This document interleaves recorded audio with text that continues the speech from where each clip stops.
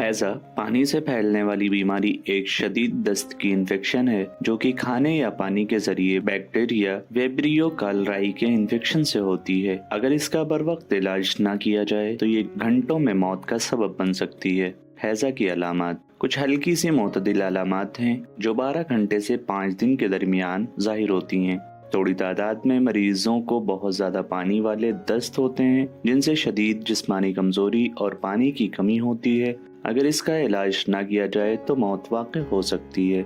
हैज़ा का इलाज हैज़ा एक आसानी से काबिल इलाज बीमारी है। बर वक्त ज़ुबानी रिहाइड्रेशन सॉल्यूशन यानी ORS देना बहुत मददगार साबित होता है। शदीद हालतों में नसों के जरिए पानी देना पड़ता है और मुनासिब एंटीबायोटिक्स से इलाज किया जाता है जो दस्त की मुद्दत को कम करने और जिस्म को मतलूबा पानी की ज़रूरत को कम करने में मदद देते हैं।